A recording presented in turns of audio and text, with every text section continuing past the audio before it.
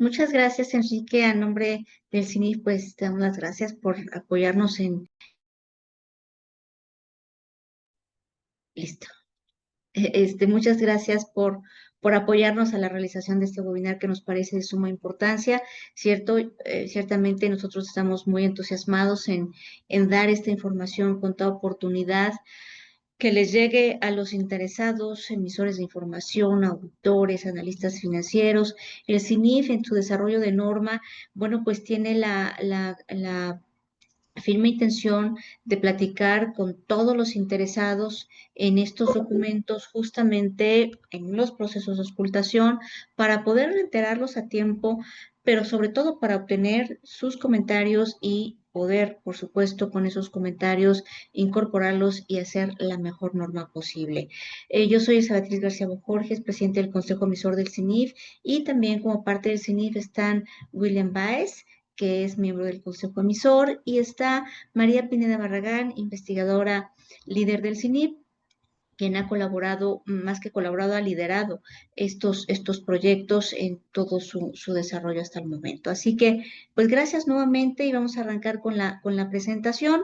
La presentación, bueno, pues es sobre dos documentos que estamos proponiendo. Hemos desarrollado el proyecto para auscultación. Son dos documentos muy interesantes que tienen que ver con cambios a los estados financieros. Mari, por favor, ¿nos ayudas con esto? Sí, en la primera, la siguiente lámina, por favor. Bueno, lo que vamos a ver, la anterior, por favor, Mari. Bien, lo que vamos a ver, hacíamos NIFB 1 a la preparación de los estados financieros, un documento que está propuesto para incrementar el alcance de la norma actual y cambios muy importantes a la norma del estado de resultado integral. Hay que mencionarles a ustedes que a nivel internacional se dio un cambio relevante que fue aprobado desde el año pasado y que está por entrar en vigor en el año 2027.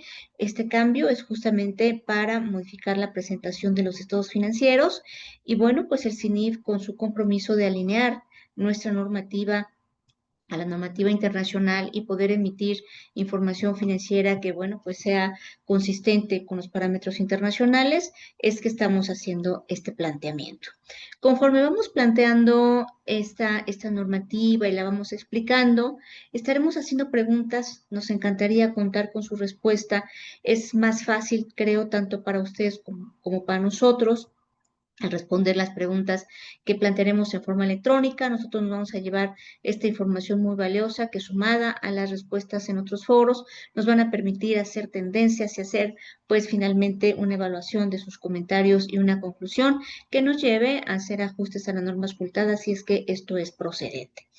Siéntanse por favor con la libertad de abrir su micrófono o escribir en el chat si consideran que la pregunta por estar planteada electrónicamente es un poco cerrada y no les ha permitido pues explayarse y expresar lo que ustedes desean, por supuesto que estamos disponibles para escuchar todos sus comentarios. Así que dicho esto, si están ustedes de acuerdo, vámonos a la primera norma prevista. Bueno, primero el tema, disculpen, una primera pregunta que tenemos para ustedes es con la intención de nosotros identificar cómo está conformada la audiencia. Es diferente el enfoque de un auditor que el del emisor, que el del analista. Entonces, saber cómo está conformada la audiencia también nos va a ayudar a entender digamos, hacia dónde va o por qué de su respuesta. Entonces, agradeceremos mucho si ustedes ya tienen la pregunta en pantalla, por favor, agradeceremos su contestación y nosotros nos llevamos toda esta información, insisto, muy valiosa. Ya contestó la mitad. Entonces estoy también muy agradecido. Qué buen foro, qué buena convocatoria. La vez pasada, la primera vez, Enrique, es que llegamos a 20 y tantos. Ya estamos en 60 y algo. Excelente grupo. Ya han contestado casi todos, 80%. Unos 10 segundos más, o si dejan de votar, ya no están votando, lo voy a poner. Es muy interesante, como dijo Elsa, la composición del grupo.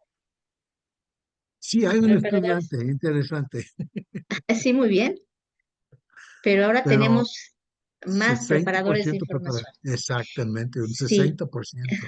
Y eso es excelente porque en los foros anteriores, pues en su mayoría estuvieron auditores. Nos interesa, por supuesto, ver pues que esté una audiencia interesante en términos de preparadores de información financiera. La verdad es que los preparadores de información financiera van a tener un reto con esta norma, sin duda, porque hay que cambiar algunos sistemas de información seguramente, especialmente para modificar o llegar a la presentación que nos requiere esta norma en el estado de resultados. Ahora sí, nos vamos a la primer lámina de la norma B1. Miren, actualmente la norma B1 es una norma puntualmente enfocada a darnos el tratamiento contable y el reflejo finalmente en los estados financieros de los cambios contables y de las correcciones de errores. Ciertamente esta normativa, recuerden, al estar en la serie B, que es una norma de elaboración de estados financieros o enfocada hacia allá, pues es la norma que ya en la preparación, en la presentación de toda esta información, después de haber contabilizado todo, nos dice qué debemos hacer en ciertos aspectos de la presentación y hoy la norma B1 está muy acotada a decirnos cómo reconocer los cambios contables y las correcciones de errores. Pues esta propuesta que hoy traemos es llevar esta norma a un mayor alcance, a un objetivo más amplio y por ello el cambio de nombre. El nombre propuesto es Bases para la Preparación de Estados Financieros, porque hemos incorporado algunas otras cuestiones que son elementales y que consideramos deben estar en norma particular. Y este documento pretenderíamos es la base o sería la base para preparar estado de flujos de efectivo, estado de resultado integral, estado de cambios en el capital contable y estado de situación financiera. Los dije más bien en el orden en el que están en las normas. Y bueno, pues este será un documento, el primero que tendremos que abordar para entonces hacer una buena presentación de la información. El proyecto salió a auscultación el 31 de julio y termina la auscultación el 31 de octubre.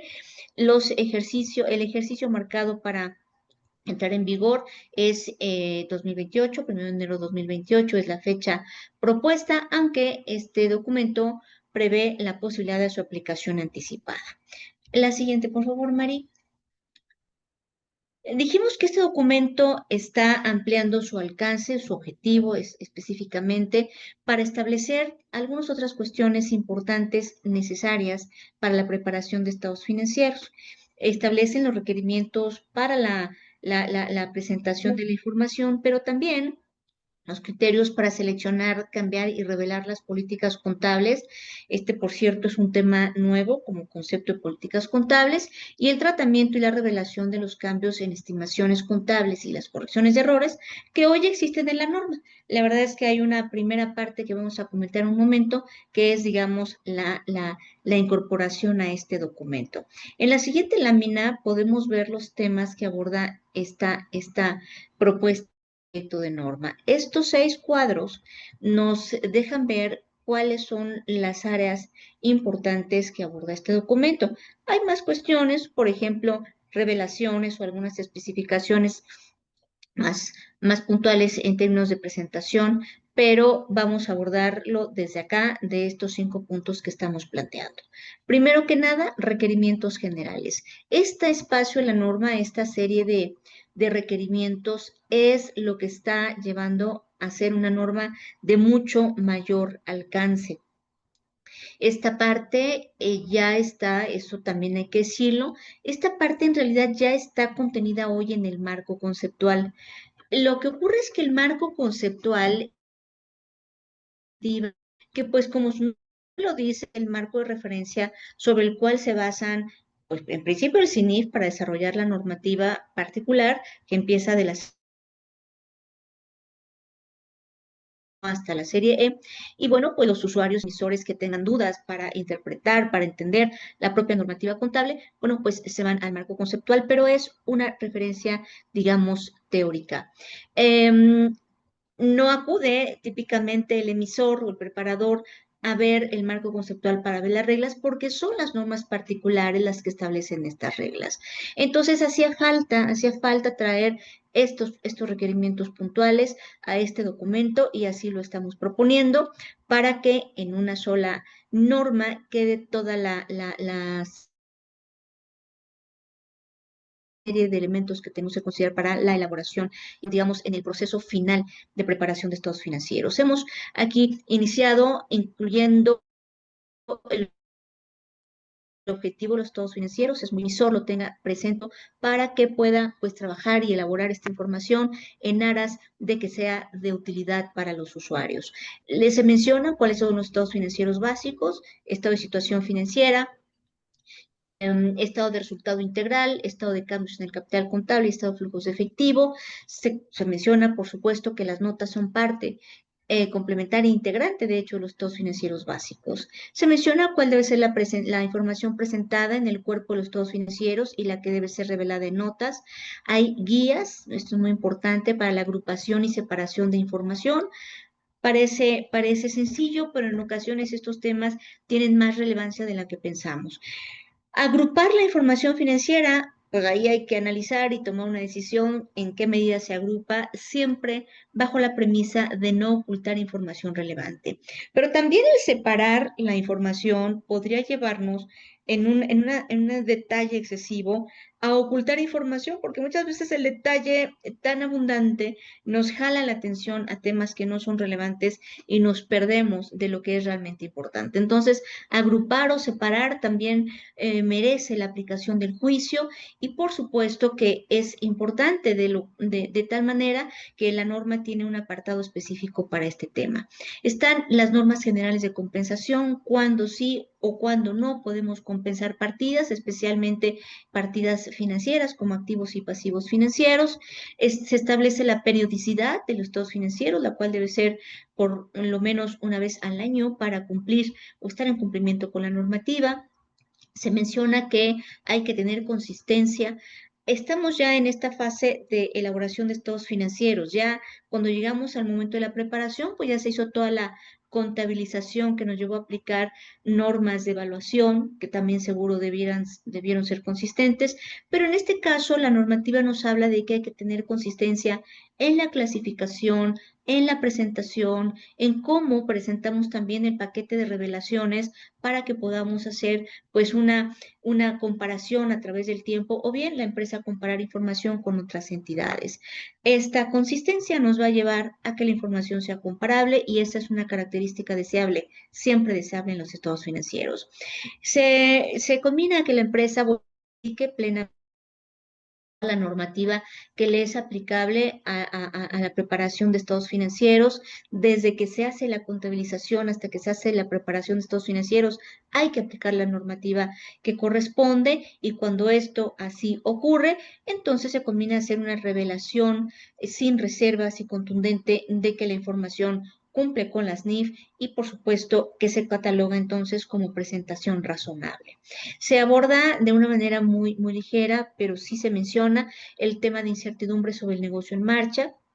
Sabemos ya que la norma sobre este tema, negocio en marcha, se emitió, bueno, entró en el libro de este año para entrar ya en vigencia en el año 2026. Entonces, esta normativa nos recuerda que existe la norma de incertidumbres en negocio en marcha y hace una conexión hacia ese documento. Este paquete, reitero, ya está hoy de alguna manera incluido en el marco conceptual, lo estamos trayendo acá, que es la norma particular, porque las normas particulares son las que establecen ya los mandatos específicos y los requerimientos específicos para hacer cualquier determinación y presentación de información. En teoría, esta serie de elementos, pues en términos generales no nos van a llevar a cambios contables.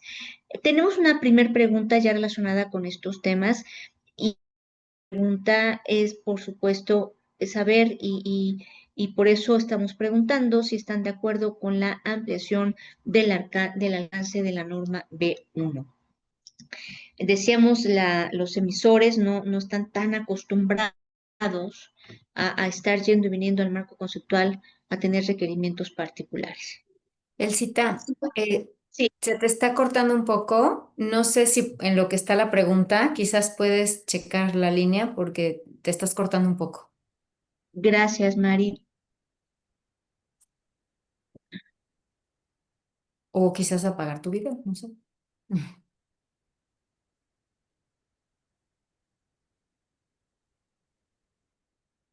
¿Me escuchas bien, Mari? Ahorita sí, Sí. Sí, acabo de cambiar la línea de internet, pero perfecto, quedó se hasta el oye resto. mejor. Sí. Gracias.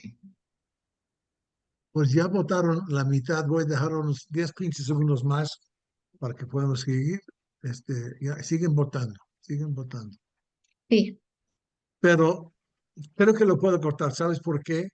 No todos han votado, pero todos que han votado votaron igual. Están a favor de la propuesta. Entonces, yo no sé, eso no va a cambiar, yo creo. excelente. Sí, es muy probable que no cambie, porque además es la misma tendencia que estamos obteniendo o que hemos obtenido en otros foros. La verdad es que se aprecia esta como una norma más completa. Encantados que lo vean así, porque bueno, pues a nosotros nos deja muy tranquilos y bueno, pues ojalá que esto realmente sea pues la base fundamental para la preparación, el armado de los estados financieros básicos. Adelante, Mari, por favor, con la siguiente lámina. En esta lámina tenemos otro tema que nos parece muy importante, muy interesante y nos agrada mucho haber tenido la posibilidad pues, incorporar este cambio que ya teníamos previsto de tiempo atrás. Les decía yo en un principio que esta modificación a los estados financieros tuvo como argumento principal tener alineación con la normativa internacional por los documentos que se emitieron en la norma internacional, para ser específicos, la IFRS 18, y también hubo cambios a la NIC 8. Esta norma B1 tiene convergencia justo con la norma B1, entonces en ese sentido es que se están dirigiendo todos estos cambios. No obstante, nosotros teníamos aquí en la normativa un pendiente, como decimos, de incorporar el tema de políticas contables. El documento actual no habla de políticas contables, sino habla solamente de cambios en las normas particulares. ¿Qué pasa cuando cambia una NIF particular? Obviamente las NIF particulares son la base fundamental en la que debemos apoyarnos para tomar las directrices y finalmente hacer la emisión de información. Pero ciertamente el concepto de políticas contables, pues es un concepto más amplio. Una política contable es el criterio de aplicación de las NIF particulares, pero este se alimenta y se incrementa y se enriquece y se fortalece con las bases, con las convenciones, con las reglas y las prácticas utilizadas por una entidad en la preparación de los estados financieros. Sabemos que la política, la norma particular es el punto, es la raíz, pero la empresa tiene particularidades, un contexto específico y todo esto influye para el aterrizaje de esos criterios. Por ejemplo, cuando una empresa aplica una norma de deterioro de activos fijos, pues tiene que determinar, identificar las unidades generadoras de efectivo y la forma en la que ella decidió hacer esas determinaciones o esas identificaciones, bueno, pues es algo que debe sumarse a lo que dice la norma particular. Cuando la empresa está haciendo una estimación de cuentas incobrables, tiene que tomar una serie de decisiones y así enriquecer su política. Por ejemplo, hará la revisión o el análisis de crédito cliente por cliente o agrupará a sus clientes por distintas características, por edad, si son personas físicas, si son empresas, podría ser por sector, por región. Hay una serie de toma de decisiones que la empresa debe tomar, debe hacer o debe llevar a cabo justamente para tener una política moldeada a sus condiciones particulares. Entonces, por eso es que decimos que el concepto política contable es bastante más amplio.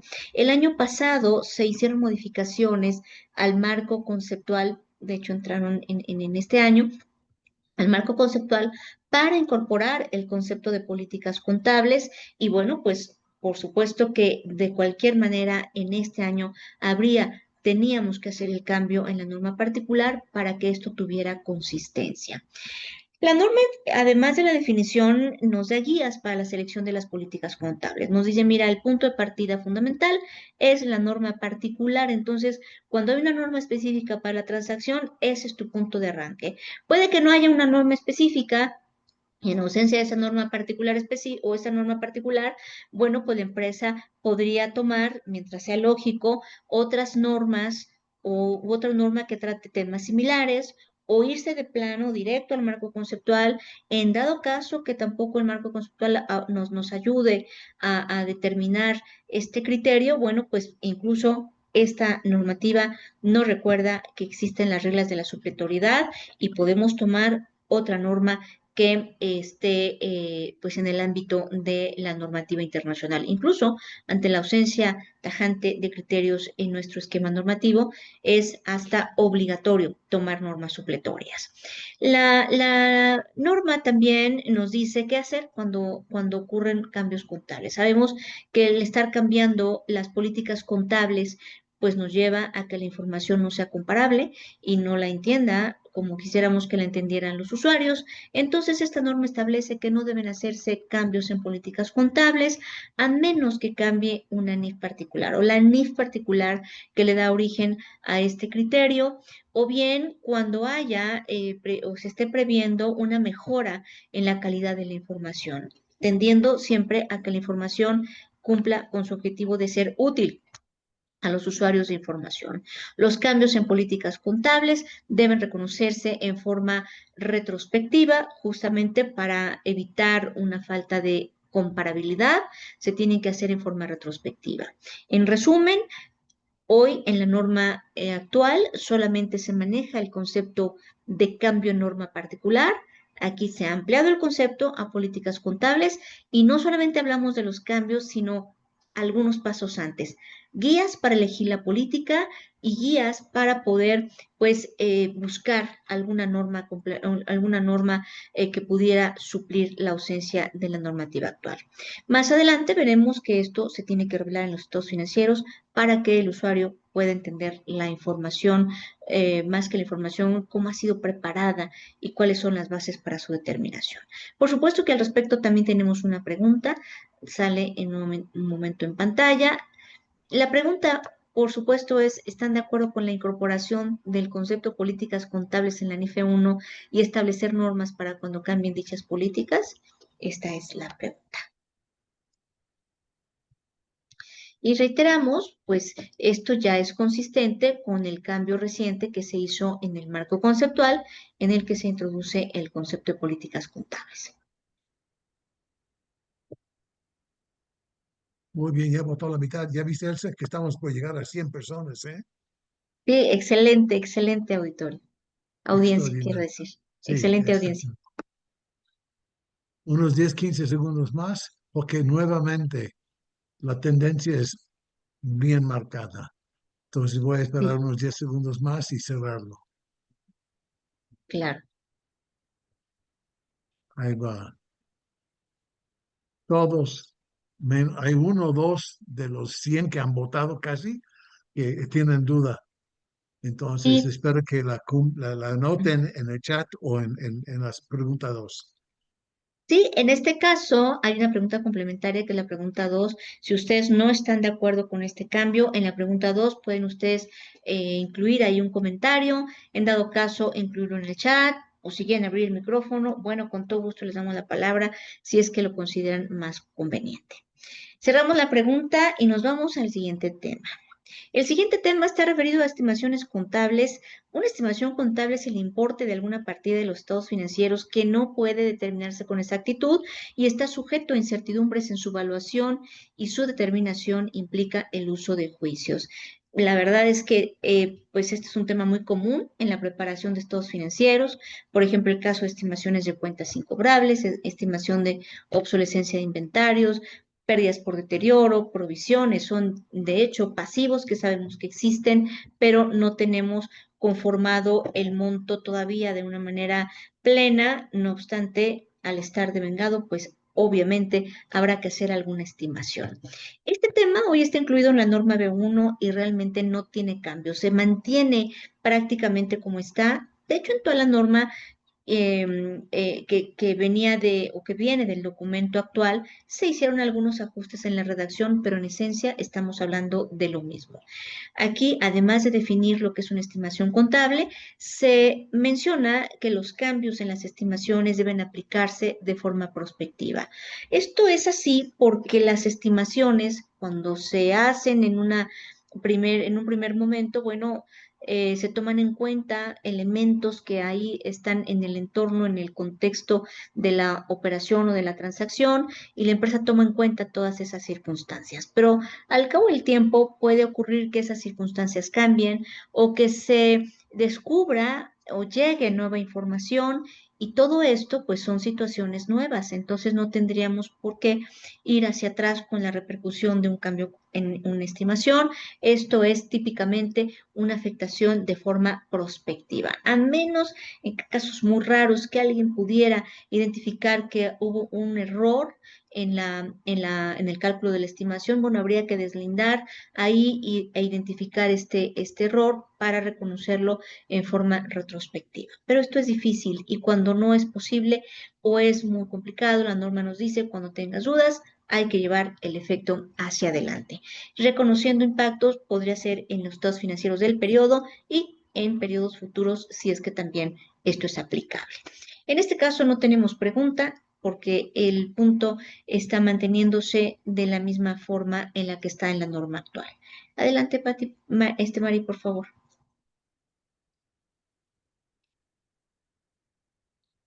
Mari, Sí, aquí estoy. Ya, es que se trabó mi computadora, perdón. sin problema, Mari, estamos excelentes. Gracias.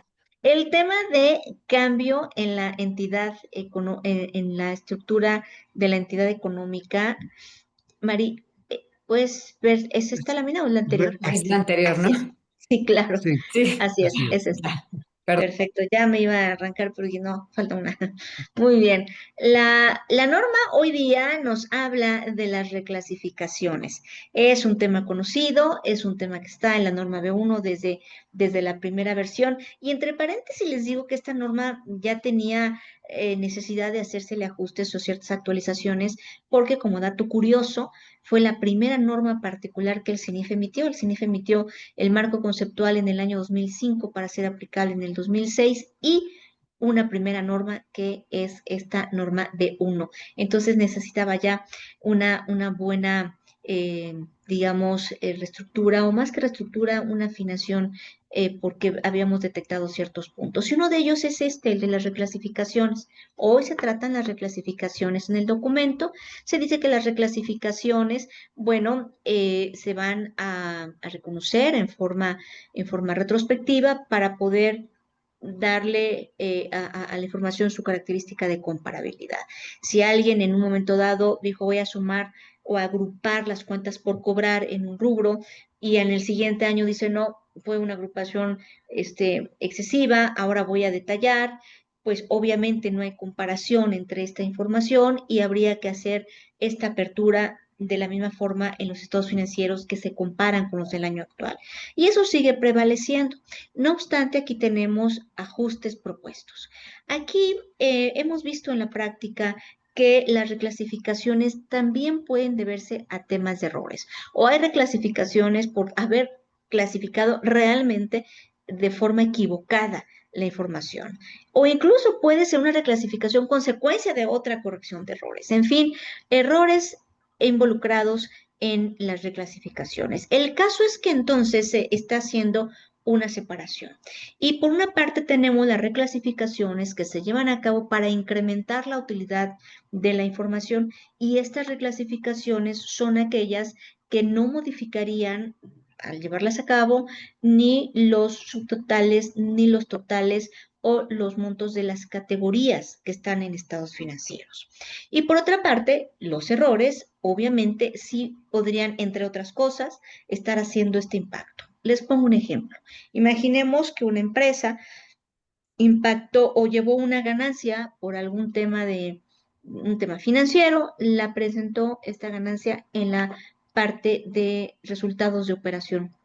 Y en determinado momento dice: ay, perdón, voy a reclasificar, y entonces quita de operación para pasar a resultado financiero.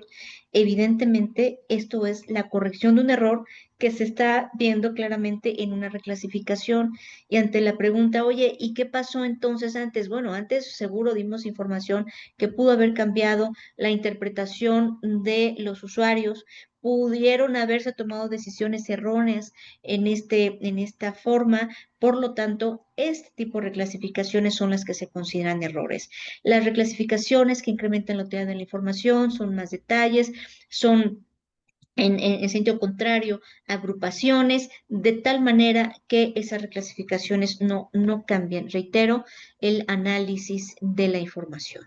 Las reclasificaciones asociadas con errores deben reconocerse de acuerdo con los lineamientos aplicables a correcciones de errores. También se reconocen de forma retrospectiva, pero la gran diferencia es que en las revelaciones haremos la mención de que con esta reclasificación se está corrigiendo un error en la emisión de información de periodos anteriores. Por favor, Mari, la siguiente. Así te Bueno, vamos a mejor la regresar. anterior. Te faltaste, sí, está Sí, la de errores, claro. Así es. sí, me equivoqué de Gracias, Mari. errores. Pero no pasa, hubo un errorcillo con la lámina de los errores, pero este lo podemos corregir sin mayor problema. De manera Bueno, retrospectiva, además. sí. Bueno, pues el tema de errores es un tema también conocido ya en la normativa. Los errores son omisiones o inexactitudes en los estados financieros de periodos anteriores, mala interpretación de hechos, omisión o mal uso de información que sirvió de base para el reconocimiento contable. La verdad es que se pueden derivar de un sinfín de situaciones. El tema es que la norma se refiere a los errores de periodos anteriores, porque obviamente cuando estamos preparando información y detectamos un error, pues en ese mismo momento se corrige la información y se lleva a, pues, los estados financieros para emitir, pues, obviamente de manera correcta. El problema es cuando ya emitimos la información, ya la tiene el usuario y decimos, qué barbaridad, hemos detectado que hay un error, entonces bueno, pues ya se considera un error de periodos anteriores y hay que modificar la información con la que estos estados financieros se están comparando. Obviamente, el propio estado financiero que estamos haciendo lo emitiríamos bien, de tal forma que podamos hacer una comparativa. Los errores se corrigen en forma retrospectiva y de eso pues ya tenemos conocimiento, ya sabemos que hay que corregir los errores en el momento en que los detectemos, pero irnos hacia atrás y modificar la información de los estados financieros que se presenten en forma comparativa con los del estado financiero actual. Aquí hay una cuestión que, bueno, está incluida en la norma internacional y queremos poner a su consideración. La norma internacional habla de los errores intencionales, un tema, reitero, que nos ha dado una buena discusión en los foros, una retroalimentación muy interesante que hemos tenido, y es que los errores anteriores, dice la norma, pues van a llevar a que los estados financieros no cumplan con IF. Es decir, los estados financieros no cumplen con IF si contienen errores intencionales independientemente de su importancia relativa, cuando estos errores, bueno, pues se han hecho con la finalidad de conseguir una determinada presentación de los estados financieros. Este es un tema sin duda relevante. Desde un ángulo, esto es una advertencia, digamos así, para el emisor, para dejarle ver un error intencional puede llevar a que los estados financieros sean estados financieros no con cumplimiento con IF, aunque el error sea inmaterial.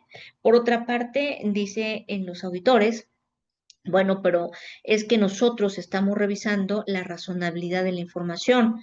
En nuestra opinión, nosotros dictaminamos la razonabilidad de la información y aquí, como el marco conceptual establece la posibilidad de la importancia relativa y de digamos, pasar por alto temas que no son relevantes, dicho de otra forma, cuando la partida no es relevante, no se considera que no estaría modificando el análisis de los estados financieros.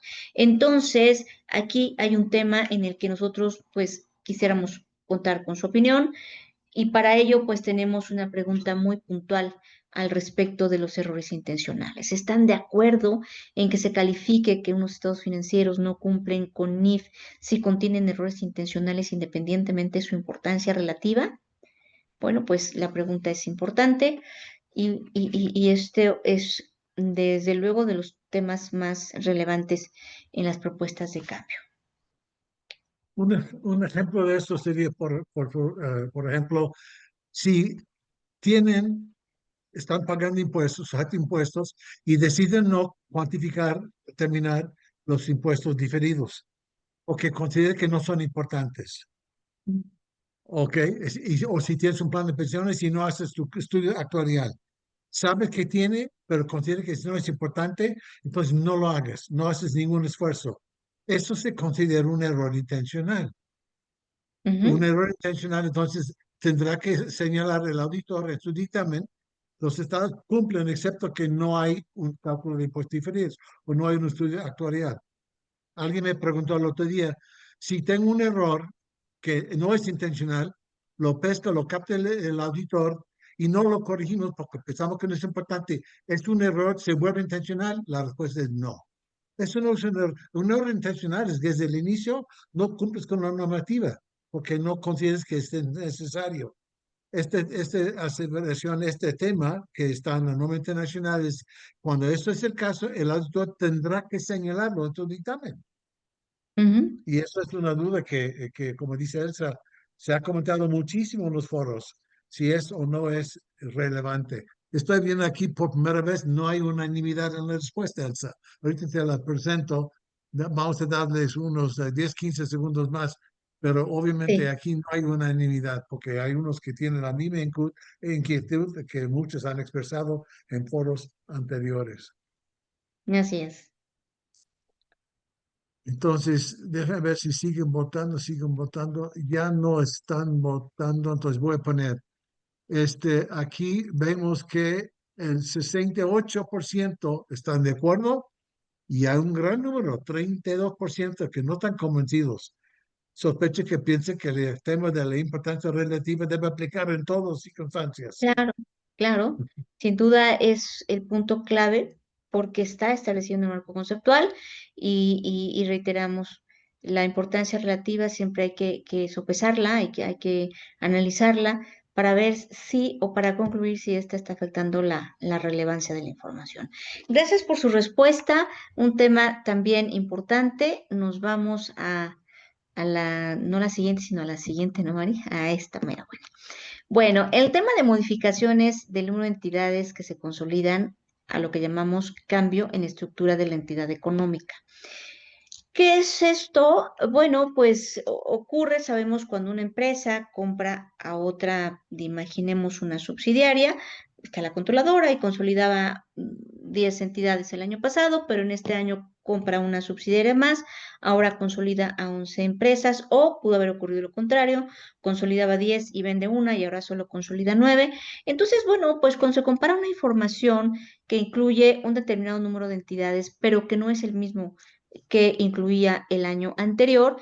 Obviamente hay brinquitos, digamos, en la información en un sentido de incremento o de disminución que se derivan de esta adquisición o de esta venta y por esa razón hay que revelar este hecho para que el usuario de información tenga plena claridad de lo que ocurrió y tener en cuenta esto para su análisis de información. Desde que se emitió esta norma contable, decíamos en el 2005, este tema está incluido en ese documento. Pero ahora la pregunta que tenemos es la siguiente. A ver, el tratamiento de una compra o de una venta está ya incluido como norma contable en otros dos documentos. En la B7 se menciona qué hacer cuando se compra un negocio, cómo presentarlo en los estados financieros. Y por otra parte, las bajas en el tema de discontinuación de operaciones en la norma B11 nos dice puntualmente qué hacer con el balance, con el estado de resultados, con el estado de flujos de efectivo.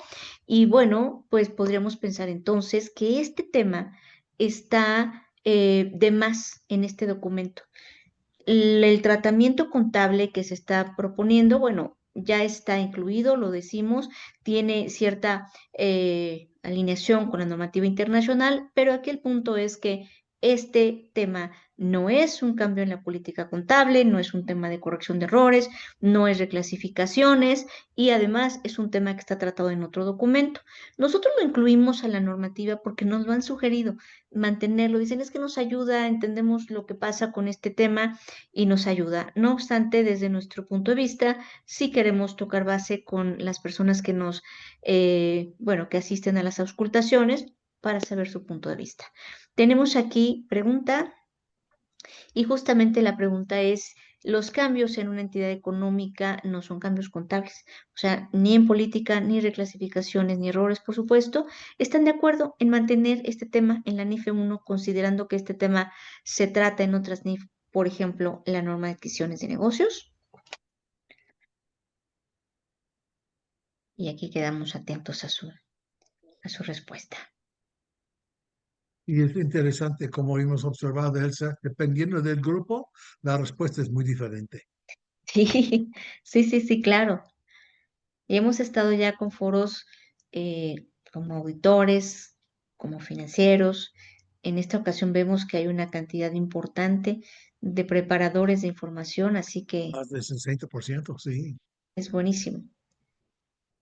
Sigan votando, les voy a dar otros 15, 20 segundos, pero ya veo una divergencia de opiniones.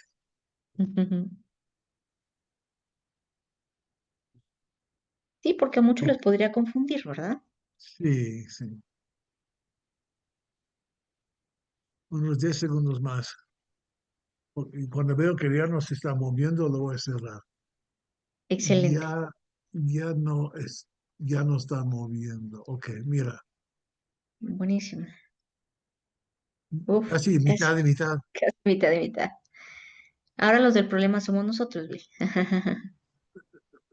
Ok, Ok. gracias por su respuesta. Nos vamos a la siguiente lámina. Por favor, bueno, en esta lámina simplemente mencionar que la metodología que llamamos método retrospectivo o la aplicación retrospectiva para el reconocimiento de los cambios en políticas contables, las correcciones de errores y las reclasificaciones contables, bueno, pues no cambian, son las mismas que se establecen en este documento actual. Y enfatizamos para recordar un poco esto, que cuando se hace una reclasificación retrospectiva, una afectación retrospectiva, es para justo que la información de los años anteriores que se presenten en forma comparativa con el periodo actual, bueno, pues puedan hacernos ver la información como si el cambio en la política contable o las reclasificaciones no se hubieran dado o la corrección de un error no, digamos que no hubiera ocurrido el error propiamente.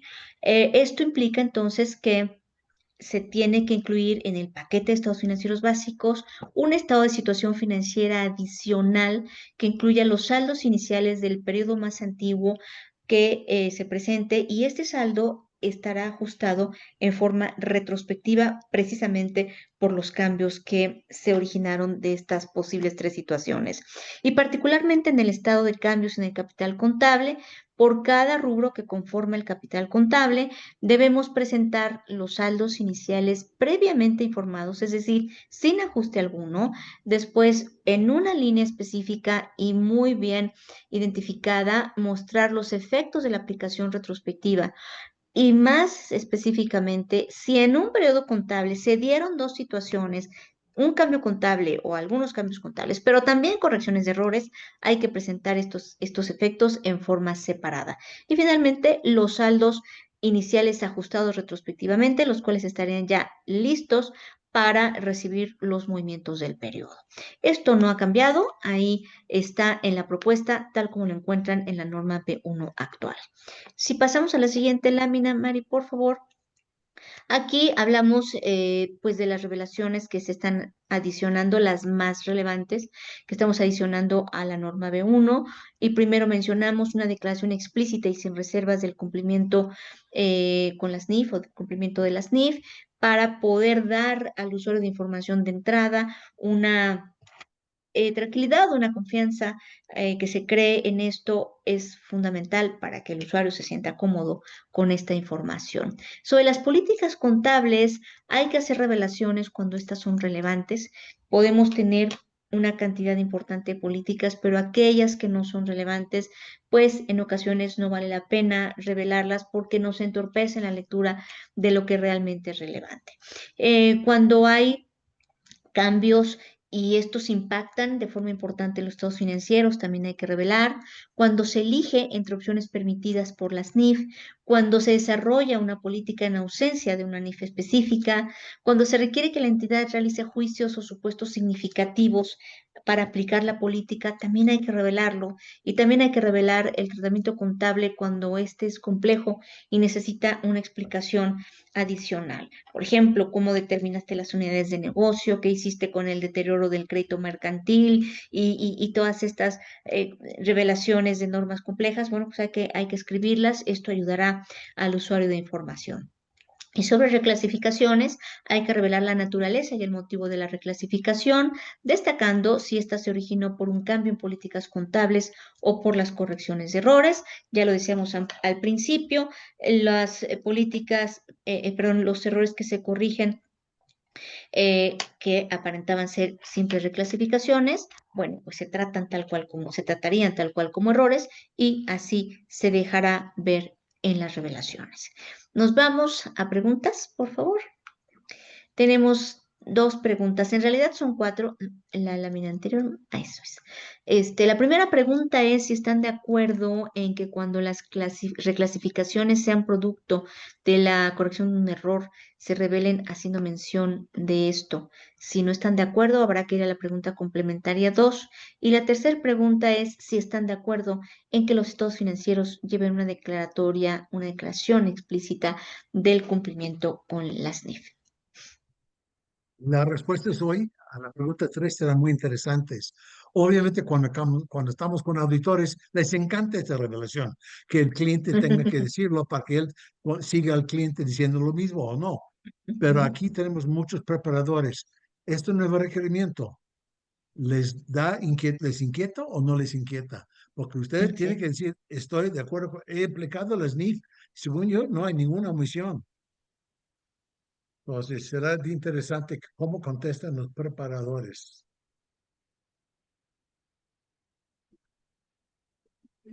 Siguen votando, entonces voy a esperar un poquito más porque eso es bien importante. Sí, claro.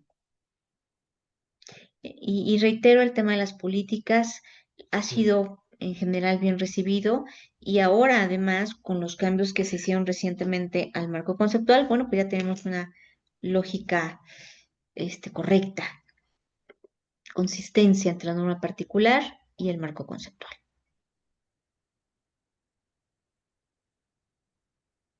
Siguen votando y ayer cuando lo corté, porque pensé que había tendencia, me reclamaron, entonces voy a esperar unos segundos más. Oye, yo estaba por votar y se me quitó, me lo quitó. Bueno, Pero cuando deje de ver el movimiento, lo voy a cerrar. Yo creo que no he visto un voto en 20 segundos, entonces ahora sí. Mira, bueno, 69, 70% están de acuerdo con lo de reclasificaciones, pero un 30 no son pocos, no están totalmente convencidos. Y hay ujú, comentarios en la pregunta 2 para que podamos evaluar o si buenísimo. quieren comentar con su micrófono. Y Mm. interesante, en la 3 los preparadores, 70% están de acuerdo. Hay un 30 que no sé, no les gusta, no sé por qué no les gusta, pero también hay comentarios en la pregunta 4 para que podamos evaluar su razón de no le gustar esta propuesta. Porque es algo nuevo bajo la NIF mexicana. Así En es. Y otros bueno, países lo he visto en otros claro. países, no aquí. Claro, de hecho esto ya es conocido en otras regiones, pero tengan la plena Sí, seguridad que todos sus comentarios los revisaremos, los analizaremos así para es. sumarlos a los elementos que tomamos en cuenta para la conclusión. Y por último, por favor, la última lámina, Mari, es una comparación de lo que hay en la norma internacional hoy día. Reitero el punto, cuando se emite el año pasado la IFRS 18, provoca cambios a la norma NIC 8, que es la norma con la que este documento converge, y justamente reforzaron este documento, incluyendo todo el tema de bases generales para la preparación de los estados financieros. Mucho de lo que hay actualmente en la norma NIC 1 está incluido aquí. La NIC 1 desaparecerá y aquí se quedará incluida una buena parte de esos requerimientos y también fortalecieron esta NIC 8. La siguiente columna es la norma actual, la norma B1 actual, y la última columna en título gris, pues es la norma propuesta. Vean, por favor, que la norma propuesta, pues también está incluyendo un espacio para incorporar más elementos para la preparación de estados financieros. En realidad, esta información ya estaba contenida en el marco conceptual. La verdad es que no provoca cambios relevantes en la preparación de información. Y otra cuestión interesante es que hoy, de acuerdo a la forma en la que está planteada la B1, englobamos en el concepto genérico cambios contables el cambio en una norma particular, las reclasificaciones, los cambios en estimaciones contables y los cambios en la entidad económica. Y ahora estos temas se tratan, por supuesto, en la B1, pero como temas por separado. Y por supuesto, un cambio también relevante es la incorporación del concepto políticas contables. Para cada caso, la aplicación retrospectiva o prospectiva para reconocer los cambios no ha tenido modificaciones. Hasta aquí la presentación de la NIFE 1 y damos paso a Mari Pineda. Mari, por favor, con la NIFE 3. Gracias, Elcita. Claro que sí. Buenas tardes a todos. Bueno, pues justamente vamos a ver la NIF B3, estado de resultado integral. Este proyecto, al igual que la NIF B1, termina su auscultación en octubre 31 y se prevé su entrada en vigor en 2028, permitiendo, claro está, su aplicación anticipada para 2027 para aquellos que quieran iniciar con su aplicación. Entonces, bueno, vamos a arrancar y recordemos que a diferencia de la norma internacional, en las NIF tenemos normas particulares para cada uno de los estados financieros. Entonces, si bien IFRS 18 pues hace cambios en IFRS 18 hacia todos los estados financieros, nosotros pues en este caso vamos a hablar de los cambios a la NIF B3, estado de resultado integral. Y esto, bueno, pues recordemos que el objetivo de esta norma es propiamente de presentación, ¿no? De cómo vamos a presentar justamente este estado. También va a establecer los requerimientos mínimos de su contenido. Esto pues es como el formato, la estructura que debe de tener el estado de resultados. Entonces, y también vamos a tener aquí parte del objetivo, las normas de revelación, algunas en específico para este estado. Esto, pues bueno, con el propósito de que se proporcione información relevante y útil para los usuarios de los estados financieros en su toma de decisiones y que también pueda ser comparativo, ¿no? Como lo mencionó el CITA, es uno de los requisitos que se establecen tanto en marco conceptual como en la NIF B1. Esto puede ser entre la propia entidad a través del tiempo o bien con otras entidades. Como parte de su alcance, recordemos que igual que la NIF B3 actual, aplica solamente para las entidades lucrativas. Las no lucrativas no, porque tienen una norma específica para sus estados financieros y sus formatos son diferentes. También recordemos que no trata normas particulares ni de reconocimiento ni de evaluación, porque eso lo hacen Se otras. está Me estoy bloqueando. Me estoy. cortando mucho. Ah, ¿sí? A lo mejor Ok, tiene voy que. a apagar el video, a ver si así. Ey, a ver. Yo escucho bien, ¿Ah, Billy, creo sí? que Sí, acá. se ¿Ah, sí? escuchaba muy bien. Ok, Sí, Ah, ok. Ah, sí, por ahí también me dicen que escuchan bien. sí. ok, Entonces, entonces, adelante entonces, con la cámara. A lo mejor fue mi compu. Sí. ok, esto de la tecnología tiene sus ventajas y desventajas, ¿no? Ok, bueno, prendo la cámara entonces, pero cualquier cosa estoy atenta si me trabo por ahí. Entonces, les decía que estas normas de reconocimiento y evaluación, bueno, se establecen propiamente en otras NIF particulares, ya cuando vemos cada una de las operaciones que lleva a cabo la entidad, ¿no? Y aquí simplemente lo que va a hacer un reflejo de estas normas particulares es justamente dónde vamos a presentar esos ingresos, costos y gastos que fueron determinados conforme a las otras NIF particulares. Y bueno, entrando justamente en la parte de la estructura del estado de resultado integral, vamos a hablar de la presentación, que en este caso se mantiene la opción para que las entidades puedan presentar este estado en dos estados, que sería el estado de resultados o el estado de otros resultados integrales, o bien en un solo estado que se llama estado de resultado integral. Mantuvimos el nombre a nivel internacional. Cambia el tema como a un estado de rendimiento de desempeño financiero y en nosotros mantuvimos el mismo nombre. Claro, no es una diferencia, no es una falta de convergencia, porque el propio YASB comenta que, bueno, que en cada jurisdicción podría llamarse de manera diferente, ¿no? Aquí la parte a la que seguimos es las categorías. Esto es como el cambio más importante dentro de esta norma, ¿no? Porque ahora, como veremos, pues vamos a tener que dividir el estado en 5 categorías. Las nuevas van a ser operación, inversión y financiamiento.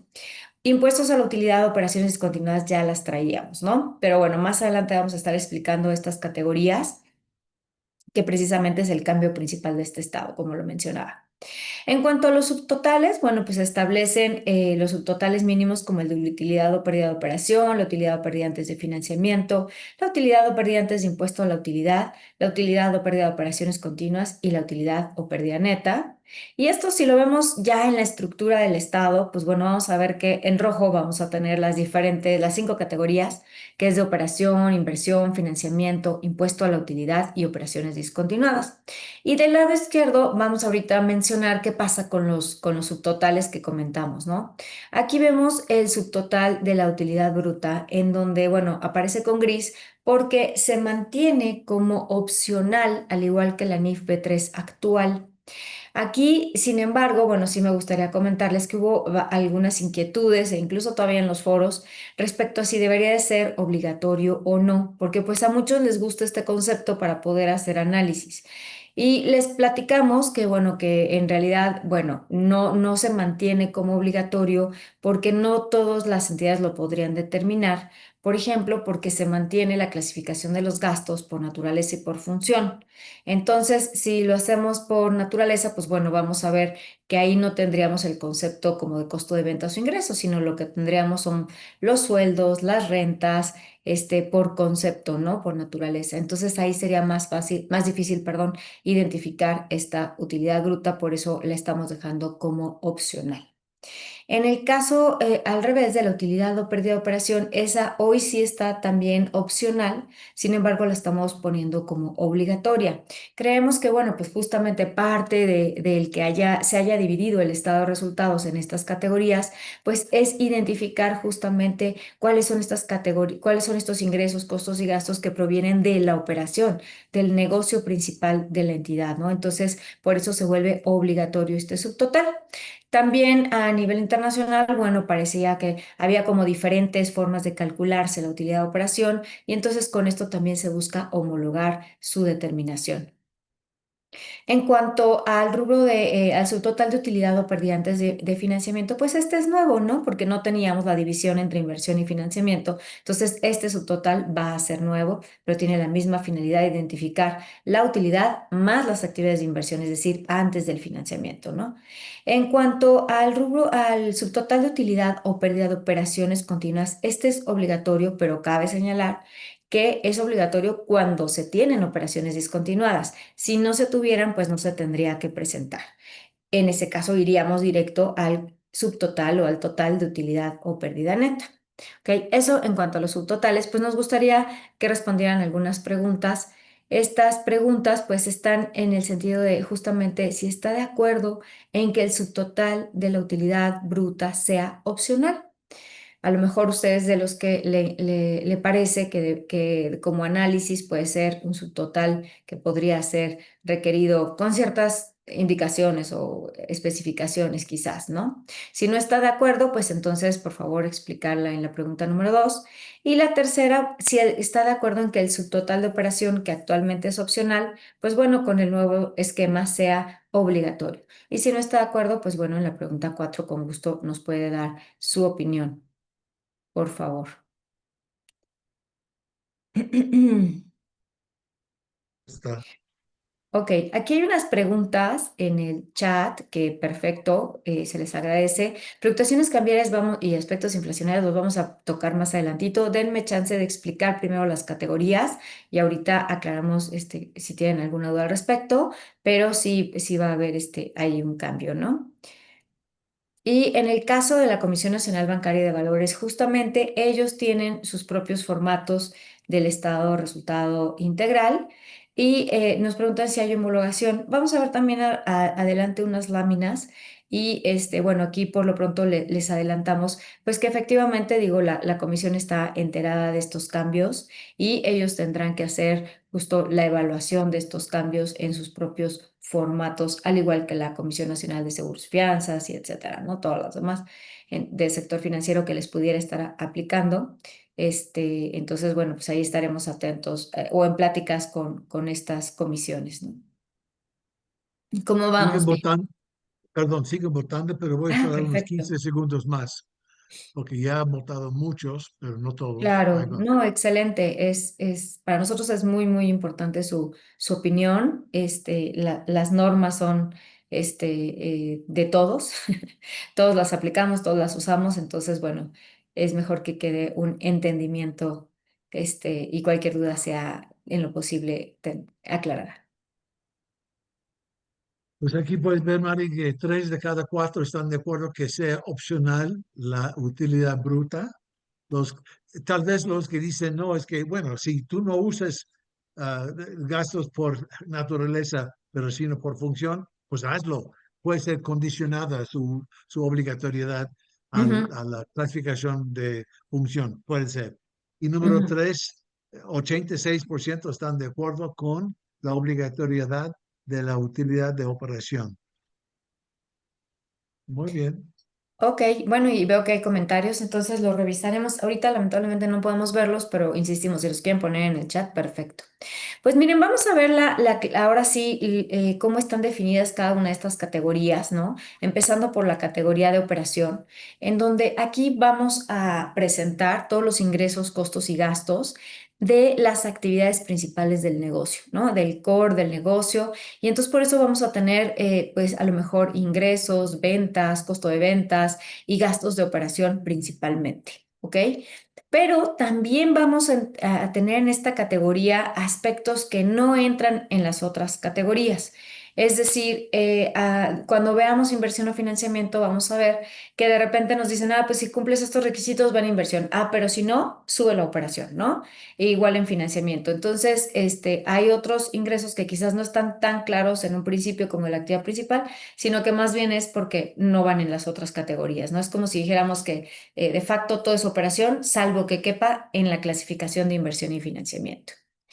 Y en esta, como les comentaba, la clasificación o la presentación de los gastos de operación pues podrá seguirse haciendo por función o por naturaleza, como comentábamos, y también en la forma combinada, ¿no? Que eso también hay que comentar que la IFRS 18 ya finalmente se homologa a las NIF y entonces ahora ellos también ya permiten lo que antes no hacían, el combinado. Nosotros ya el combinado lo traemos desde la NIF 3 actual, ¿no? En donde siempre pues hemos creído que en la estructura de, por ejemplo, un estado consolidado, pues si tiene diferentes empresas que presentan de diferente forma los gastos, pues quizás al momento de consolidar sea más factible tenerlo combinado.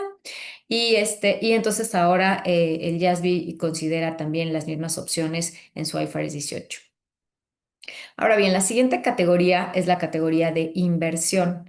En esta categoría de inversión vamos a tener aquellos ingresos, costos y gastos derivados de activos que generan un rendimiento de manera individual. Porque si lo generan como de manera conjunta, va a ser un ingreso, costo, gasto de operación. Y aquí, por ejemplo, uno de los casos pues, son justamente las inversiones en asociadas, negocios conjuntos, subsidiarias no consolidadas, entendiéndose que son cuando presentas estados financieros individuales, ¿no? Y también, pues, otras inversiones permanentes, que estas, pues, cuando las adquieres, tienen su propia función, sus propios ingresos, ¿no? En esta categoría también vamos a tener el efectivo y equivalentes de efectivo en donde nos dice que aquí pues va a haber intereses ganados, dividendos, cambios en el valor razonable. Y si se fijan estos conceptos, pues antes los teníamos presentados en el RIF. Y pues el RIF ya no se ve en esta estructura, ya no lo tenemos. Entonces, ¿qué pasa? Pues que el RIF desaparece. Y desaparece porque ahora vamos a tener que presentar cada uno de sus componentes dentro de la categoría de operación, de inversión o de financiamiento de acuerdo a la partida en términos generales que le dio origen, ¿no? Y entonces es por eso que nos dice, oye, todos los intereses que tengas aquí va en categoría de inversión. Oye, el método de participación va en categoría de inversión. Y ya como tercer categoría tenemos los otros activos que generan un rendimiento individual. Y nos da como ejemplos, pues, propiedades de inversión o activos en arrendamiento.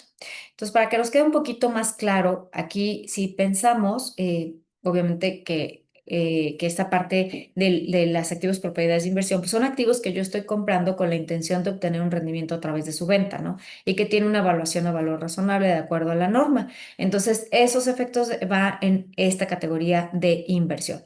O bien si tengo un activo que estoy destinando para renta, ese en específico para renta, entonces todo ese ingreso de renta iría dentro de también la actividad de inversión. Y aquí, bueno, nada más para comentar un punto, es que hoy por hoy, pues bueno, si nosotros pensamos en las clasificaciones que tenemos en el flujo efectivo y pensamos en actividades de inversión, pues a lo mejor ligamos que todos los activos fijos, inmuebles, mobiliario de equipo, pues van en esta categoría, pero no, en el estado de resultados es diferente, porque como lo comentamos, es si genera un rendimiento individual, sí va aquí, si no, va en operación. Y entonces a lo mejor podemos pensar que una maquinaria que compré, la compré porque me ayuda en la producción, entonces la depreciación de esa maquinaria pues va a ir en la parte de la categoría de operación. Y no en inversión, ¿por qué? Porque no me está generando un rendimiento de manera individual. Me está generando un rendimiento porque me ayuda a producir mis productos que voy a vender, ¿no? Entonces, esa es como una diferencia que, bueno, parte de nuestra revisión que haremos el próximo año será revisar el estado de flujo efectivo, ¿no? Hoy por hoy no van a encontrar modificaciones en el estado de flujo efectivo, haremos una revisión el próximo año. Y entonces, bueno, vamos a ver la siguiente categoría, que es la categoría de financiamiento. En esta categoría vamos a tomar en cuenta que nos pide dividir los pasivos en dos tipos. El primero, aquellos que solo implican la obtención de financiamiento, en donde, para que nos quede claro, es, me prestan efectivo, por ejemplo, y pago efectivo, ¿no? Entonces, en ese, por ejemplo, un préstamo bancario, ¿no? En donde recibo efectivo y pago efectivo. Entonces me dice todos los intereses, gastos y demás que estén relacionados. Aquí todo eso, si solo es obtención de financiamiento, entonces va en la categoría de financiamiento.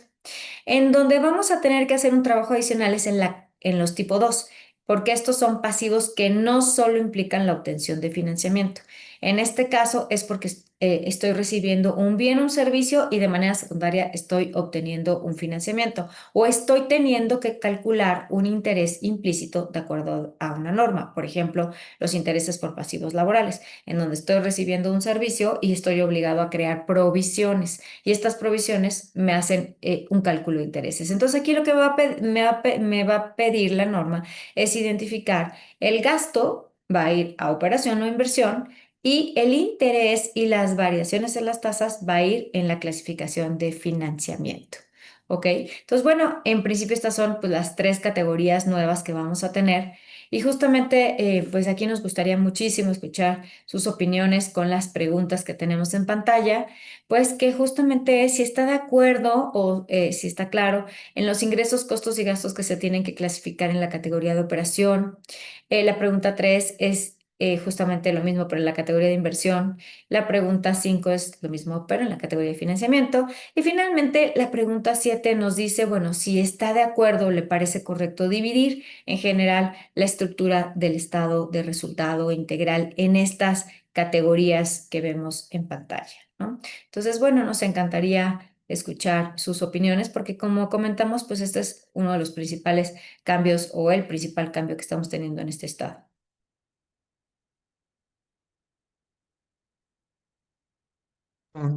Mientras hay una pregunta en el chat, Mari, que espero que están Sí, la preguntando estoy sobre algo que viendo. vas a tratar más adelante.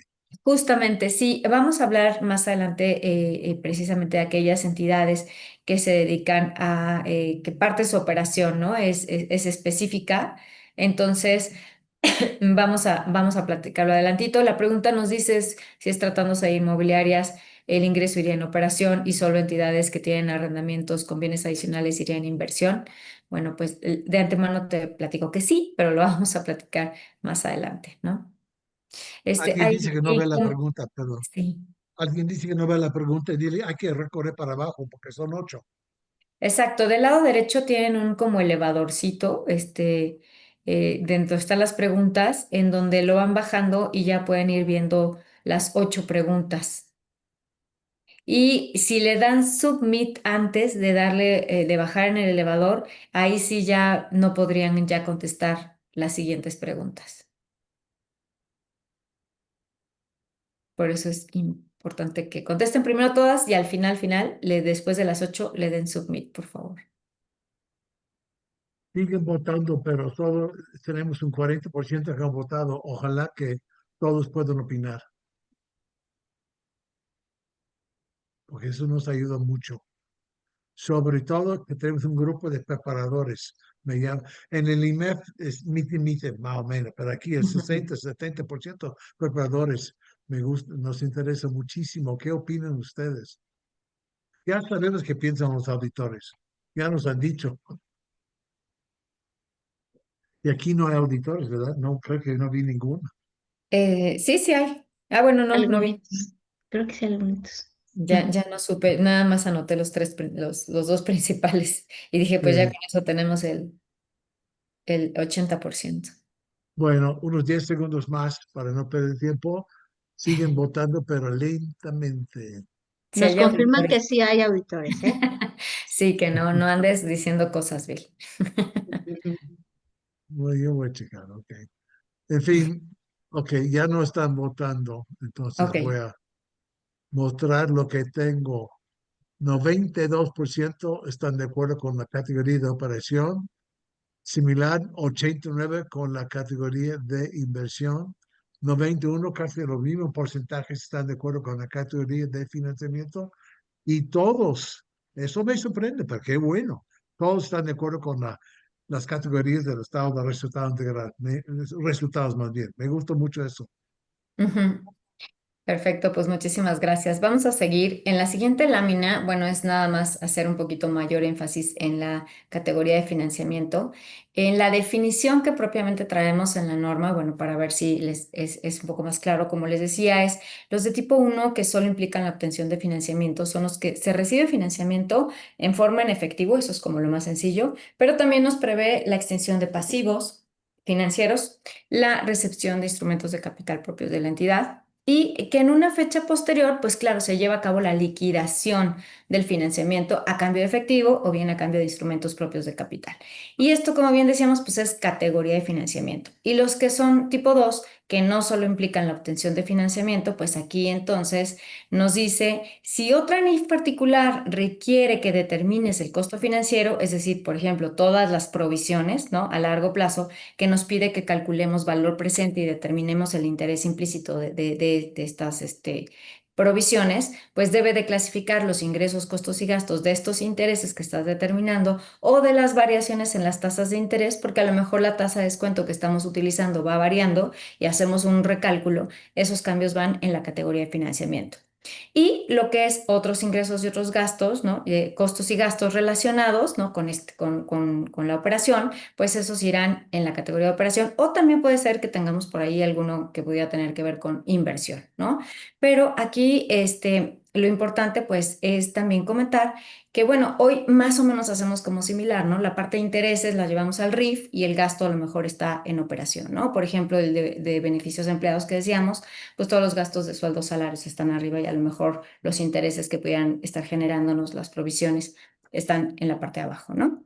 Entonces, bueno, pues en este caso, justamente por eso es la siguiente pregunta. Si les parece clara la identificación entre los dos tipos de pasivos, en cuando uno solo es financiamiento, cobro efectivo, pago efectivo, o bien del tipo 2 que en donde dice, en la pregunta, perdón, la pregunta 3 dice, está de acuerdo que los intereses y sus variaciones en las tasas de pasivos tipo 2 se reconozcan en las actividades de financiamiento, ¿no? Es como otro ejemplo, podría ser que mi objetivo es recibir el bien o servicio. Entonces, por ejemplo, a lo mejor voy a comprar mercancía, esa mercancía pues va a ser parte de la categoría de operación, pero resulta que me dieron un financiamiento y entonces viene estos intereses que tendría que estar presentándolos en la categoría de abajo. Platíquele qué pasa con los nuevos pasivos por arrendamiento. Sí, también en el caso de tipo 2, pues todo lo que es la NIF de 5, en donde el arrendatario pues tiene que reconocer el pasivo por arrendamiento, pues justamente ese es el caso en donde la depreciación la vamos a estar reconociendo en las categorías de arriba y la parte de los intereses, por ejemplo, del pasivo que está generando, pues sí estaríamos reconociéndola en la parte de abajo, ¿no? En la parte de la categoría de financiamiento. Es otro de los ejemplos de tipo 2 justamente. Sí. Siguen votando, pero estamos apenas en 30%. Pero Bueno, adelante, perdón. no, está bien.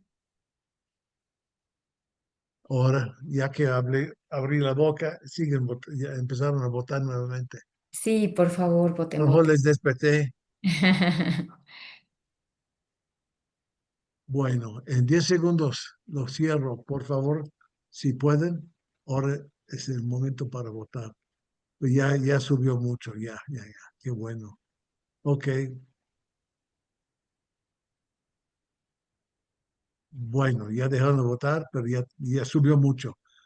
88% están de acuerdo, les es claro los dos tipos de pasivos y 90% están de acuerdo con la separación en financiamiento y probablemente operación, no necesariamente, pero probablemente operación. También puede ser inversión y Claro. financiamiento, ¿verdad? Ujú, ujú. Ok, De bueno, acuerdo. muchas gracias.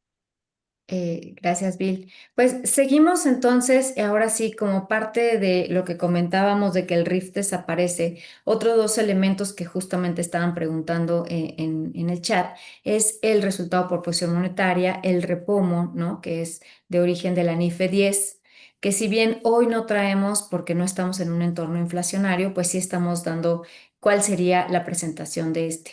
Y en este caso, bueno, pues vamos a ver que es en la misma categoría en donde se presenta la partida que le dio origen. Ahí vamos a presentar el repomo.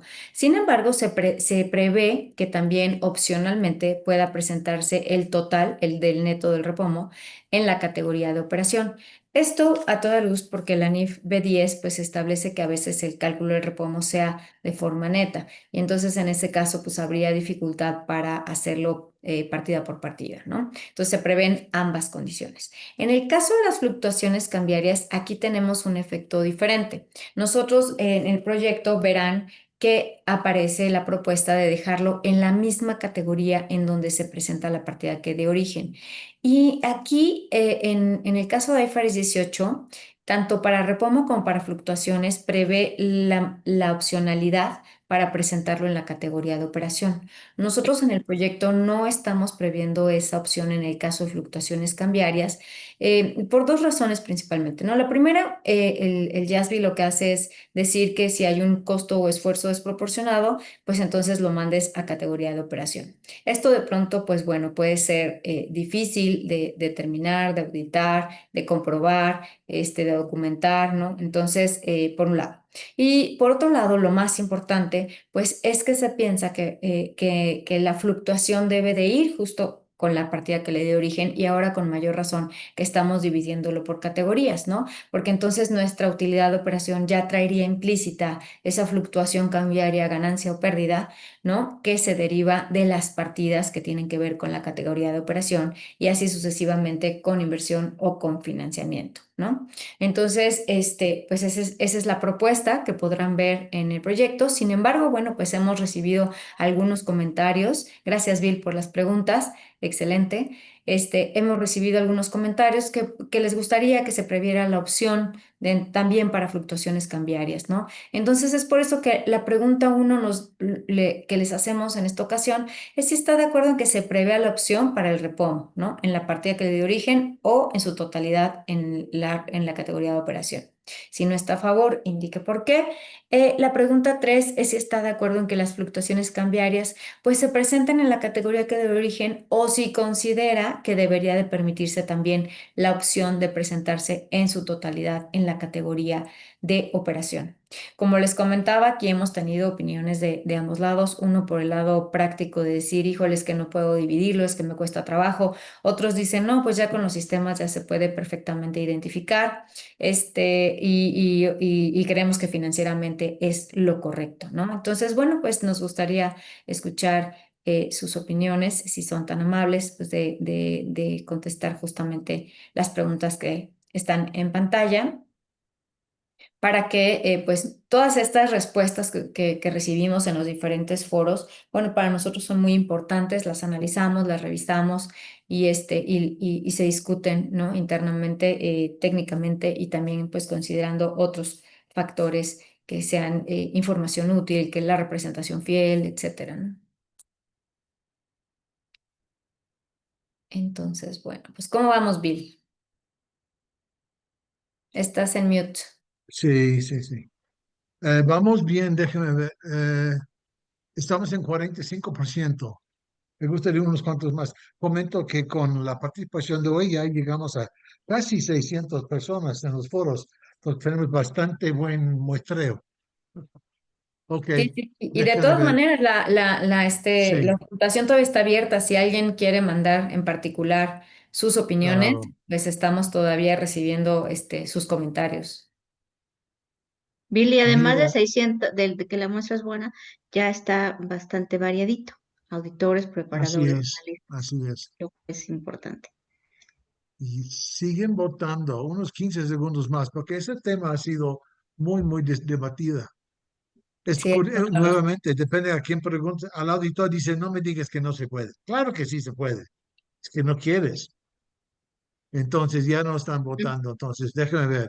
En la primera pregunta sobre Repomo, 82 están de acuerdo con la opción, con la propuesta, incluyendo la opción. Respecto de fluctuaciones cambiarias, estamos justo divididos 50-50. un No voto todos están. hubiéramos aceptado, Bill, a ver si se desempataba eso. Sí, Ok, ok. perfecto. Bueno, pues vamos a ver qué hacemos en ese aspecto. Bueno, pues continuamos entonces con la presentación. En este caso, como parte también de por ahí algunas preguntas que había en el chat, hay una sección que van a encontrar en la NIFE 3 que habla de entidades con actividades principales de negocio especificadas. Esto justamente pues nos estamos refiriendo a aquellas entidades en las que a lo mejor para una entidad normal cierta actividad puede, bajo las definiciones que platicamos hace un momento, reconocería ese ingreso costo-gasto de manera normal en una categoría de inversión o financiamiento. Pero resulta que para este otro tipo de entidades, pues es su actividad de negocio especificada, es su actividad principal.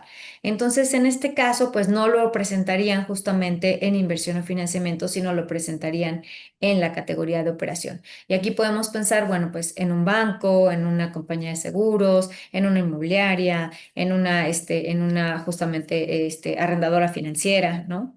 En donde su actividad pues no va, va a ir en categoría de operación todos los ingresos, costos y gastos que tengan que ver con esta, es lo que se le da mayor peso. Y si bien pues bueno, en la NIFB 3 actual sí se hace mención a algunas situaciones del sector financiero, aun y cuando ellos preparen sus propios formatos, de todas maneras en nuestras normas también le damos cabida para que estemos como en línea, a pesar de que es algo que las comisiones se establecen de manera propia, ¿no? Pero que estén alineados con NIF, también es importante. Entonces, bueno, pues justamente van a encontrar algunas especificaciones en esta sección. En la siguiente sección vamos a ver, ya dijimos que pues, se mantenía la presentación en dos estados, como el estado de resultados o el estado de otros resultados integrales. En este caso, pues no vamos a ver cambios, está igual que la NIPE 3 actual, en donde partimos de la utilidad o pérdida neta y donde sumaremos los movimientos del periodo que tengan los ORIs propios de la entidad. Por ejemplo, pues resultado por evaluación de instrumentos financieros, utilidad en la evaluación de planes de beneficios definidos, pérdidas de coberturas de flujo efectivo, positivo, etcétera, ¿no? Y esto recordemos que los ORI, los otros resultados integrales, lo definen las propias NIF particulares en qué caso se tendrá que presentar como un ORI y no como parte de otro renglón del estado de resultados, ¿no? Se mantiene también la presentación neta de impuestos o bien antes de impuestos, mostrando por separado el impuesto, esto es a elección de la propia entidad. Y también vamos a sumar el ORI que en su caso tengamos por el método de participación cuando hagamos la evaluación de las inversiones permanentes. Es decir, mi subsidiaria puede tener un ORI también en su pancita y a la hora de que aplico el método de participación lo sumo en la consolidada, ¿no? Y entonces eso nos ya daría el total del resultado integral. Ok, ¿Es verdad, Mari, que no se ve la presentación? ¿alguien más no la ve? Sergio Santinelli comenta que no se ve. Que no se ve. ¿Tú la ves, Elcita? Sí, sí, creo que sí se ve, a lo mejor Ah, es sí, mi sí se ve. teléfono. Sí, yo creo que por ahí, Gracias. Sergio. Gracias. Yo creo que Sergio, a lo mejor si andas en celular o algo por ahí se ha de haber movido Sí, este, algo. Gracias. Gracias, gracias a todos por el apoyo. Bueno, seguimos con la presentación. En este caso vamos hacia la revelación. Lo nuevo en revelación es hablar de las medidas de desempeño definidas por la máxima autoridad en la toma de decisiones de operación, la MATDO. En este caso, estas MDM, que les llamamos de manera abreviada, se definen como subtotales de los ingresos o gastos, pero que son definidos por la entidad y que ésta utiliza para hacer una comunicación al público en general, para informar sobre la opinión de la MATO, o sea, de la entidad, ¿no? Sobre el desempeño financiero de la entidad. Entonces, ¿qué pasa aquí? A veces las entidades, bueno, pues justamente hacen en un comunicado público con ciertos indicadores, medidas, etcétera, ¿no? Pero estos no coinciden con los subtotales que se muestran bajo la norma. Entonces, lo que se va a tratar de esto es temas de revelación. No se está limitando el uso de estas MDM, no se está estableciendo cómo deben de calcularse, no. La propia entidad tiene la decisión de determinar MDMs, de cómo calcularlas, cuándo presentarlas, si presentarlas o no, etcétera. Pero lo único que se va a buscar es que si sí tienen y si sí publican, entonces se les va a requerir revelación. Todo esto pues en afán de una mayor información para el usuario, ¿no? En esta parte de la definición, bueno, pues también vamos a encontrar dentro del proyecto, encontrarán un apéndice en donde se establecen algunas cuestiones adicionales para tratar de ser más precisos en lo que es o no una MDM. Y entonces vamos a ver que comunicaciones al público en general, pues no vamos a incluir cuestiones como verbales, ¿no? Que se digan o cuestiones en redes sociales tampoco. Entonces, también vamos a encontrar que, bueno, hay una lista de lo que no sería una MDM, prácticamente porque es un subtotal que se define por la propia norma, ¿no? Como el resultado bruto, que es la utilidad o pérdida bruta, ¿no? Como el resultado de operaciones, ingresos y gastos de todas las inversiones reconocidas bajo el método de participación. Si se fijan, son subtotales que puedo determinar con la estructura del Estado directamente o bien a través de la norma que me pide algunos elementos y puedo determinarlos. Y en aquellos casos en que no cumplan con estos requisitos, entonces estaríamos hablando de una MDM. Si no está en este listado de que no está y cumple con la definición, estaríamos hablando de una MDM. Y aquí, Bill, si quieres, tenemos una pregunta. La pregunta es si, ay, me adelanté en la presentación. La pregunta pues va enfocada, que todavía no aparece en pantalla según yo, pero va enfocada pues bueno, así les es claro justo la definición, ¿no? Del MDM. Ahora sí que Bill, ¿estás ahí? Bueno, ahorita la pone. No, no nos preocupemos. Les platico mientras, bueno, ya está en pantalla, si está clara la definición de las medidas de desempeño de la MDM, y si no está clara, pues bueno, explique qué es lo que le genera como duda, ¿no? Y aquí, bueno, pues mientras ustedes contestan, les platico que una cuestión que sí causó duda fue el EBITDA, ¿no?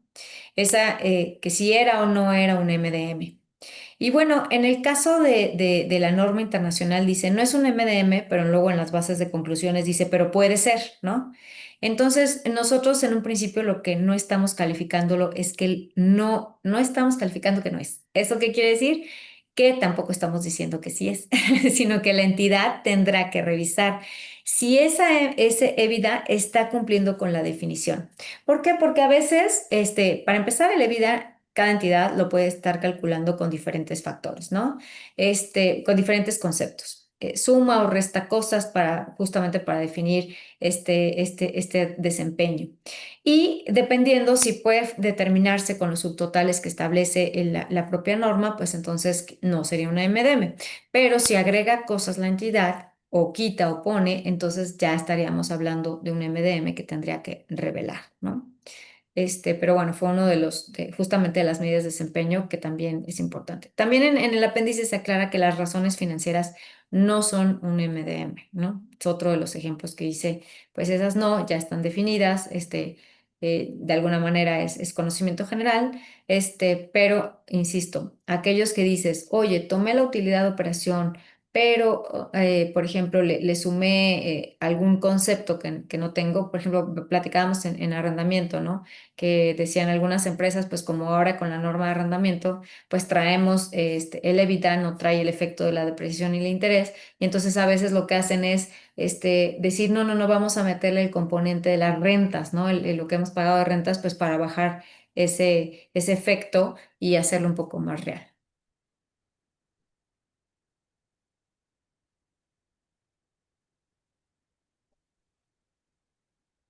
Gracias a ti, Sergio, por tus participaciones. Dice que ya se va. Sí. No, hay un 80% que están de acuerdo, entienden qué son las medidas de desempeño y hay un 22, no es un porcentaje menor, que todavía tienen algunas dudas. Esperamos que la ponen en su chat o en una respuesta número 2. Gracias. Gracias, Bill. Gracias a todos. Seguimos entonces con la parte de MDM, que como decíamos, pues bueno, el objetivo de la revelación, porque al final del día eso es lo que se requiere, revelación, es ayudar al usuario pues a entender el desempeño que está comunicando la entidad a través de esta MDM y cómo se compara con justamente las medidas definidas por las NIF, ¿no? Aquí algo bien importante que resaltar es que esta revelación solo se está requiriendo para las entidades de interés público, ¿ok?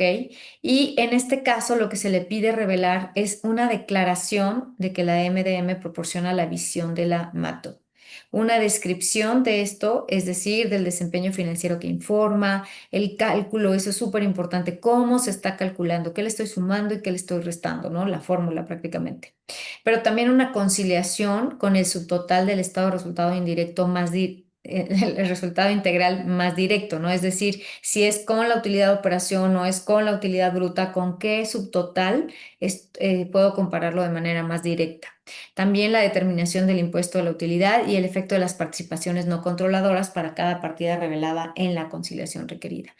Y bueno, también si hay algún cambio en este MDM, pues lo que se dice es que es equivalente a un cambio en política contable, que como ya platicó el CITA, pues eso implicaría un efecto retrospectivo, ¿no? Y entonces hay que hacer una explicación del cambio, las razones por las que se realizó el cambio y la presentación comparativa de manera retrospectiva. Esto es si el año pasado tenía un indicador y hoy no lo tengo, o viceversa, o le hice cambios a esa medida de desempeño, ¿no? También en ese caso aplica. Entonces, bueno, pues esta es la revelación y aquí también tenemos una pregunta ahí, al respecto de si está de acuerdo en que las entidades de interés público revelen en sus estados financieros las medidas de desempeño que hayan hecho públicas. Recordemos que el objetivo o lo que se pretende no es limitar a la entidad, no es establecer cuáles son estas medidas de desempeño que debe de revelar, ¿no? No es establecer una imposición, sino más bien si lo hace por aras de transparencia al usuario, lo tendría que revelar.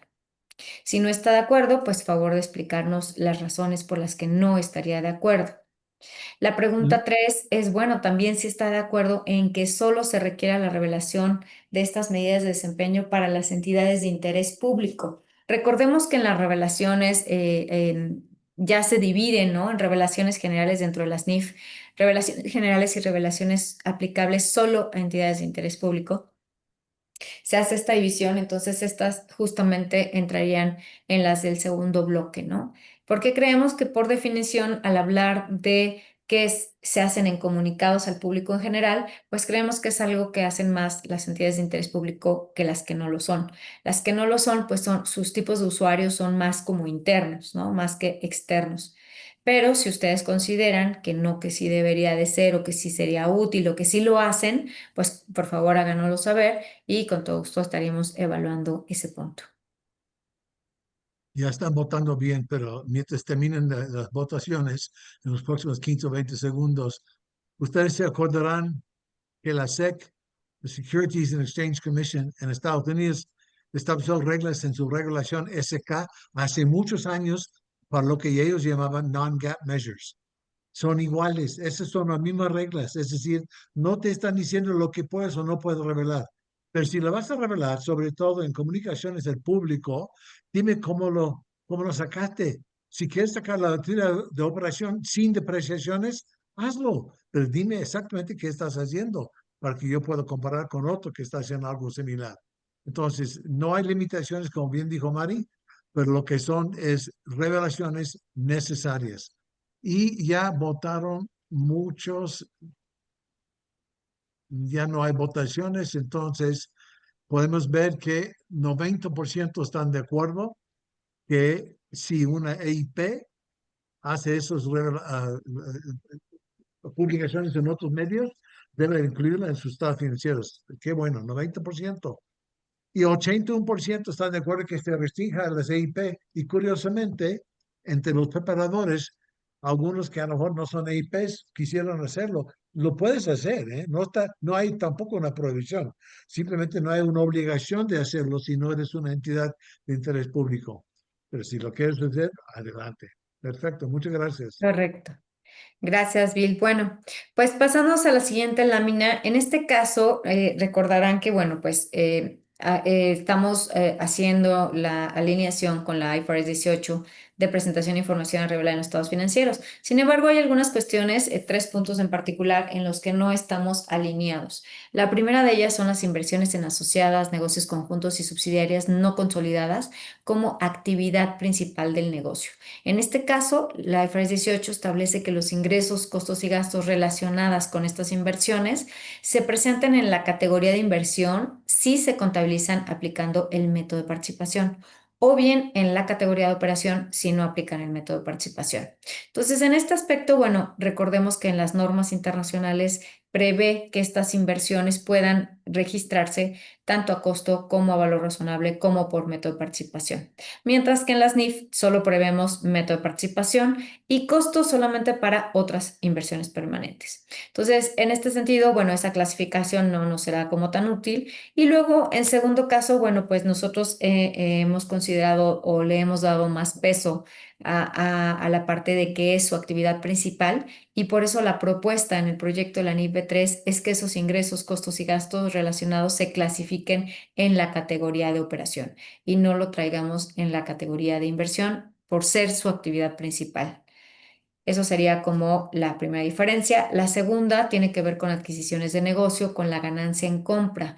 Esta ganancia en compra que surge justamente cuando pues, vale más de lo que estamos pagando. Entonces, en este caso, el IFRS 18 nos dice que se incluirá, si incluye este negocio activos que generan ingresos, costos y gastos que se clasificarán en la categoría de operación, pues entonces la ganancia en compra, al igual que las valuaciones de la contraprestación contingente, se clasificarán en la categoría de operación. En este caso, nosotros estamos considerando que proponiendo más bien, debería de clasificarse en la categoría de inversión. Aquí, en el caso de IFRS 18, dice, bueno, pues es que es un activo que genera ingresos en conjunto y entonces, por lo tanto, debería de ser operación, ¿no? Y nosotros lo que estamos pensando es como en etapas, por decirlo así, ¿no? Una adquisición de negocios, la ganancia en compra es como el primer resultado derivado de la inversión que haces para adquirir un negocio. Después puede ser que ese negocio pues ya genere en conjunto con otras entidades o con otras actividades, pues ya pueda clasificarlo como operación, quizás. Pero esta ganancia en particular creemos que es como la inicial. Entonces, por eso estamos mandándola a la clasificación de la categoría de inversión. Finalmente, la tercera diferencia es la fluctuación cambiaria, que esa ya la platicamos, que la IFRS 18 prevé que sea en la misma categoría, salvo que genere costo-esfuerzo desproporcionado, en cuyo caso iría en la categoría de operación y no en la partida que le dio origen. Y en el proyecto de la NIFE 3, como lo comentamos, pues estamos considerando que sea junto con la partida que le dio origen. Y aquí, pues bueno, la pregunta ya está en pantalla. Si está de acuerdo con estas diferencias marcadas y si no está de acuerdo, favor explicar con cuál no está de acuerdo, para revisarlo, ¿no? Entonces, bueno, también aprovechando que están contestando para darles un poco más de tiempo, pues les platicamos que ya está en la página del CINIF, ya ustedes pueden revisar el análisis 2025 de las diferencias entre las IFRS y las NIF, en donde encontrarán justamente todas las diferencias que se detectaron, digo, también con apoyo de las firmas, se hizo un trabajo en años previos. Y pues bueno, ya se hizo la actualización porque la última versión pues fue un libro que se publicó en 2018. Hoy en día va a ser más un tema electrónico, entonces va a estar en la página y ya está disponible, ¿no? Entonces aquí pues pueden encontrar la diferencia, pero no solo la diferencia, sino los párrafos justamente que son diferentes y el fundamento que el CINIF está poniendo para considerar que no llevar a cabo una alineación con la IFRS 18, como por ejemplo las que estamos platicando ahorita, pues una vez que ya se apruebe la norma y demás, pues se subirán en ese análisis que iremos actualizando periódicamente o anualmente, más bien. Muy bien, no sé, Bill, cómo vamos. Sí, no, ya no hay movimiento en las votaciones. 92% están de acuerdo. Parece que hay una objeción. Dos o tres personas piensan que una es diferente. Tal vez es esta última, porque las mismas Sí, personas que dijeron que ya hay que dar la opción para fluctuaciones cambiarias, esos mismos, si son consistentes, hubieran objetado aquí. de acuerdo. Bueno, pues ya nada más nos gustaría platicarles. Ay, ya se me trabó otra vez mi compu. Ahí está. Que la entrada en vigor, como hemos platicado, de B1 y B3 es para los ejercicios que inicien a partir del 1 de enero de 2028. Bill, si quieres de una vez lanzamos la pregunta, porque la pregunta es si están de acuerdo en que sea en 2028. Recordemos que IFRS 18 entra en 2027, entonces las entidades emisoras pues estarán aplicando ya la norma 2027, por lo que como es retrospectiva, entonces en 2026 ya tendrán que estar trabajando ese tema. Nosotros estamos previendo la 2028 y aplicación anticipada 2027. Nos comentaban si podía ser antes, lo estamos revisando. Podríamos ver si alguna se anima para 2026.